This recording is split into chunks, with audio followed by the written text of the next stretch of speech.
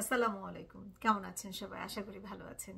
আমি নাজনীন আক্তার আবারও হাজির হয়ে গেলাম আপনাদের সামনে। গত 24 ঘন্টায় বাংলাদেশ এবং বাংলাদেশের বাইরে যে সমস্ত গুরুত্বপূর্ণ ঘটনা ঘটেছে তার কিছুটা অংশ আপনাদের সামনে শেয়ার করার জন্য। আশা করি সাথেই পাবো। আজকে শুরুতেই যাব আন্তর্জাতিক খবর জানাতে এবং প্রথমে আসছে নিউ ইয়র্ক সিটির মেয়র নির্বাচনের খবর।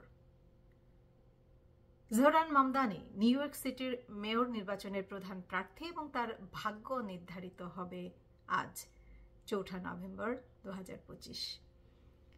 ডেমোক্রেটিক মনোনীত প্রার্থী এবং ফ্রন্ট রানার জোহরান মামদানি কুইন্সের একটি হাই স্কুলে তার স্ত্রী রামা সাওয়াফ দুয়াজকে নিয়ে ভোট দিয়েছেন।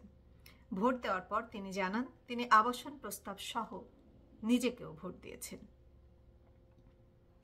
নির্বাচনটি এখন ত্রিমুখী প্রতিদ্বন্দ্বিতায় পরিণত হয়েছে।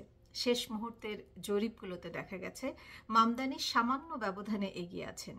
একটি অ্যাটলাস জরিপে মামদানি 40.6% সমর্থন নিয়ে এগিয়ে আছেন, যেখানে স্বতন্ত্র প্রার্থী অ্যান্ড্রিউ কিউমো 34% এবং রিপাবলিকান কার্টিস স্লিওয়া 24.1% সমর্থন পেয়েছেন।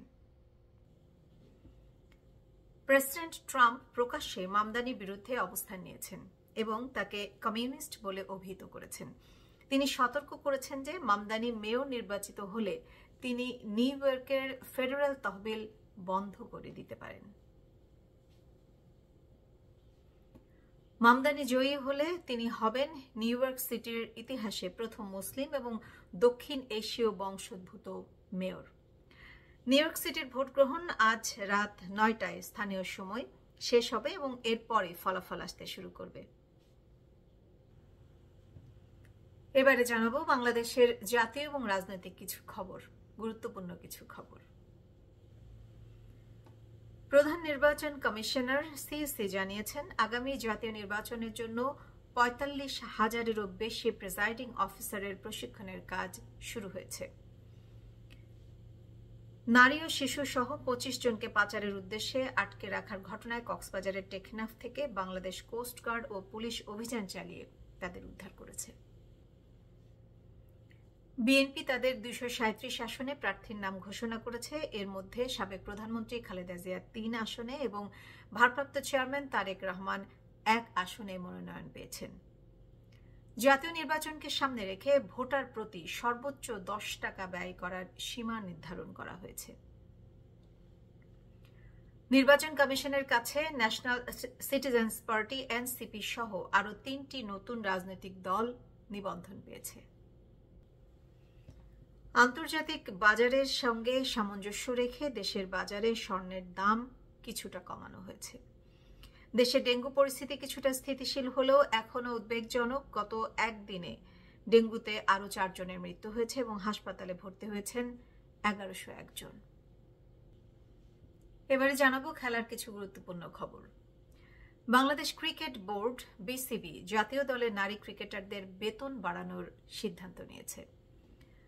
আসন্ন আয়ারল্যান্ড সিরিজের জন্য মোহাম্মদ আশরাফুলকে ব্যাটিং কোচ এবং আব্দুর রাজ্জাককে টিম ডিরেক্টর হিসেবে জাতীয় দলে যুক্ত করা হয়েছে। ভারতীয় নারী ক্রিকেট দল দক্ষিণ আফ্রিকাকে হারিয়ে ওয়ানডে বিশ্বকাপ শিরোপা জিতেছে। অসুস্থতার কারণে জাতীয় দলের সিনিয়র ক্রিকেটার মাহমুদুল্লাহ রিয়াদ হাসপাতালে ভর্তি রয়েছেন। বর্ষসেরা একাদশে পিএসজির 5 জন ফুটবলার জায়গা করে নিয়েছেন। আজ এ পর্যন্তই। আগামীকাল আমি নাজনীন আক্তার আবারও আপনাদের সামনে হাজির হয়ে যাব গত 24 ঘন্টায় বাংলাদেশ এবং বাংলাদেশের বাইরে যে সমস্ত গুরুত্বপূর্ণ ঘটনা ঘটেছে তার কিছুটা তুলে ধরতে। এটা আমি জানাবো বাংলাদেশ সময় ঠিক রাত 10টায় এবং ইউএস এর সময় সকাল 11টায়।